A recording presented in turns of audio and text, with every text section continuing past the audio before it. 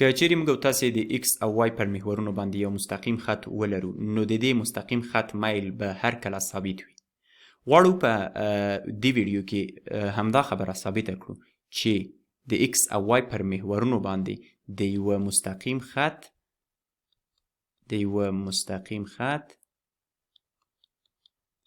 میل هر کله ثابت دی.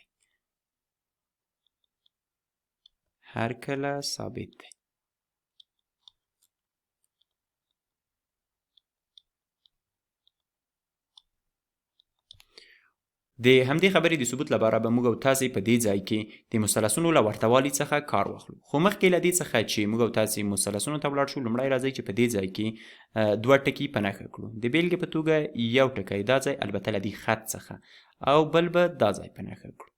دا دوه ټکي دي. غواړو په دې ځای کې موږ او تاسې د دې خط بدلون وګورو. که چیرې ورته وګورو د ایکس په محور مخکې په دې ځای کې و او اوس تر دې ځای پورې راغی. که چیرې د تغییرات یې وګورو یا بدلون یې وګورو نو په دې اندازه یې کړی. دې ځای ته به موږ او تاسې دلتا ایکس ووایو. او د وای محور ته که چیرې وګورو مخکې په دې ځای کې و او اوس تر دې ځای پورې بدلون وکړ، یا دا ساعت ځای راځي. دا ځای به دلتا وای شي. ښه، او که چیرې راشو په عین ډول دې خواته هم یو دوه ټکي په نښه کړو. یو به دا ځای په نښه کړو او بل به هم دا ځای په نښه کړو. دلته که چیرې موږ او تاسې تغییرات وګورو نو په کوم ډول دي. لومړی به یې د ایکس له محور سره وګورو. په لومړي سر کې په دې ځای کې و او اوس تر دې ځای پورې راورسېده. نو که چیرې دا تغییرات وګورو په داسې ډول یو څه معلومیږي. په دومره اندازه یې بدلون کړی دی. او که چیرې د وای له محور سره بدلون وګورو نو د وای له محور سره مخکې په دې ټکي کې و او اوس تر دې ځای پورې رارسېدلی دی. تر دې ځای پورې بدلون به په دومره اندازه شي، یا تغییرات یې چې کړي په دومره اندازه به شي. بیا به هم دا ځای دلتا وای شي او دا ځای به هم دلتا ایکس شي. دلته مو دوه مثلثونه لاسته راوړل. اوس د دې لپاره چې موږ او تاسې دا ثابته کړو چې د مستقیم خط میل یا هغه کوږوالی یا هغه کومې خواته چې دا په هغه کوم میل یا میلان حرکت کوي هغه هر کله ثابت دی. نو د همدې خبرې د ثبوت لپاره موږ او تاسې د مثلثونو له ورته والي څخه کار واخلو. د مثلثونو ورته والی، دلته به ولیکو مثلثونو ورته والی. دا په کوم ډول دی؟ یو مثلث له بل مثلث سره په کوم وخت کې ورته والی لري؟ کوم هغه حالت دی چې یو مثلث کیدای شي له بل سره ورته شي؟ موږ او تاسې له هندسې څخه په یاد لرو چې ډېر داسې حالتونه وو موږ درلودل چې په هغې کې موږ او تاسې استدلال کولی شوی چې دا مثلثونه یو له بله سره ورته دي. خو یو له هغو حالتو څخه دا و چې د دواړو مثلثونو اړوندې زاویې، البته اړوندې زاویې، دې ټکي ته مو باید پام وي، اړونده زاویې باید یو له بله سره مساوي وي. د بیلګې په توګه که چیرې موږ او تاسې په دې ځای کې داسې یو مثلث ولرو، دا یو مثلث واوسي، دا زاویه د بیلګې په توګه 90 درجې ده او دا ځای 80 درجې دی او دا ځای هم 30 درجې دی. البته دا اټکلي دي خو تاسې فرض کړئ چې سم دي.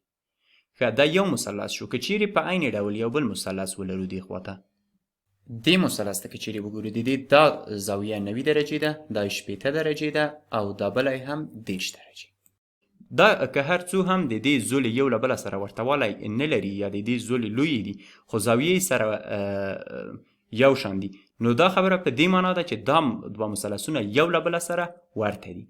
که چیرې زولې هم سره مساوي وای نو بیا به مو ورته ویلی چې دا په پوره ډول یو له بله سره مساوي دي او په بشپړ ډول سره یو شان دي. خو دلته موږ او تاسې یوازې د ورته والي کلمه ګورو. ښه، نو کله چې دوه مثلثونه یو له بله سره ورته والی ولري نو د هغوی د زولو نسبت همیش او هر کله ثابت دی. په دې معنا چې که چیرې د دې مثلث دا زوله واخلو موږ او تاسې، یا دلته ایکس یې واخلو او دلتا وای واخلو، دلتا وای په دلتا ایکس باندې تقسیم کړو نو قیمت یې هر کله ثابت دی. په دې معنا چې که چیرې موږ او تاسې دلته دا دلتا وای واخلو او په دلتا ایکس باندې تقسیم کړو نو په دلتا ایکس یا په دې زوله باندې، نو دا به مساوي وي له دې زولو سره چې چې په دې ځای کې لرو. په دې ځای کې هم که چیرې ورته دا زوله واخلو، البته اړونده زوله، او په دې زوله باندې تقسیم کړو، دې ته که چیرې دلته وای زبر ووایو او دې ته هم دلته اکس زبر ووایو، نو دا ځای به مساوي شي له دلته وای زبر یې پر دلته اکس زبر سره. دا خبره مو له هندسي څخه په یاد وه، خو دلته مو یو ځل بیا هم یادونه وکړه. را به شو او همدا خبره به دلته وګورو. ښه، که چیرې دې ځای ته راشو نو دلته موږ بیا هم موږ او تاسې دوه مثلثونه لرو. لومړنۍ خبره چې مطرح کېږي هغه دا ده چې موږ او تاسې باید وکولی شو په دې ځای کې تشابه یا ورتهوالی پیدا کړو، چې آیا دا دوه مثلثونه یو له بله سره ورته دي او که نه.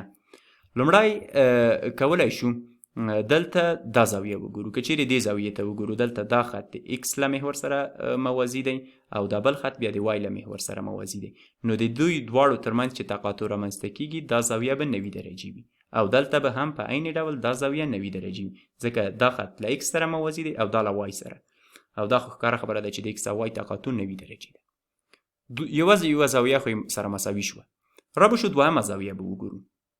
که چیرې موږ او تاسې دې خط ته په داسې ډول سره ادامه ورکړو، دې خواته او دې خواته هم ادامه ورکړو، او په عین ډول دلته دې ته هم ادامه ورکړو او په دې خواته هم ادامه ورکړو.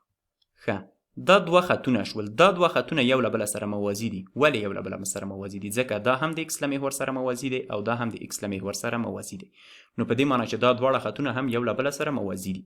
کله چې یو قاطع راشي او دوه موازي خطونه قطع کړي، نو په هغې کې اړوندې زاویې چې تشکیلیږي دا زاویې به یو له بله سره مساوي وي. دا زاویه به له دې زاویې سره مساوي وي. البته دا هغه قانون و چې له هندسي څخه موږ او تاسې په یاد درلود. ښه، دا بله زاویه هم موږ او تاسې کولی شو له بېلابېلو لارو څخه ثابته کړو. یعنې که چیرې ووایو کله چې دوه زاویې په یوه مثلث کې مساوي وي، نو درېیمه یې له 180 څخه منفي کوو. دا دوه چې مساوي دي په دې معنی چې دا دوه هم مساوي دي، نو که 180 څخه یې منفي کړو هماغه خبره کېږي. خو کولی شو موږ او تاسې دا په داسې ډول سره هم ثابته کړو چې که چیرې دې خط ته ادامه ورکړو پورته خواته او په عین ترتیب ښکته خواته داسې یو خط راځي، او دې ته که چیرې ادامه ورکړو نو دا به پورته خواته په داسې ډول سره ولاړ شي او ښکته خواته هم په داسې ډول سره. ښه، بیا هم دوه موازي خطونه دي او یو قاطع راځي دا قطع کوي. دلته بیا هم اړوندې زاویې چې تشکیلیږي دا زاویې به یو له بله سره مساوي وي. نو له دې ځای څخه موږ او تاسې وپوهېدلو چې دا دوه مثلثونه یو له بله سره ورتهوالی لري.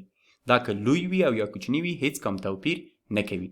نو له دې ځای څخه ویلی شو چې که چیرې دې دلته وای ته ووایي چې د دې قیمت مساوي دی له A سره، دا ځای مساوي دی له B سره، دا ځای مساوي دی له C سره، البته دا دلته وای، او دا دلته X مساوي دی له D سره، نو کولی شو دلته ولیکو چې A تقسیم په B مساوي دی له C تقسیم په D. C تقسیم په D. دا که چیرې نور مثلثونه هم ولرو په عین ډول سره یو په بل باندې که چیرې اړوندې زولې تقسیم کړو یا دا زولې پر دې زولې تقسیم کړو، نو یو ثابت قیمت کېږي، او همدا ثابت قیمت چې مخکې موږ او تاسې تعریف کړی و همدا مایل دی. په هغې ځای کې هغه تغییرات چې د اکس د وای په محور منځته راځي تقسیم په هغو تغییراتو چې د اکس په محور منځته راځي دا مساوي دی له مایل سره. نو دا چې هر یو مثلث دلته موږ او تاسې تشکیلوو یا هر یوه وړه قطعه له دې خط څخه اخلو د وای تغییرات یې په اکس تغییراتو باندې تقسیموو، نو هر کله به دا یو ثابت قیمت وي او همدې ثابت قیمت ته موږ او تاسې مایل وایو.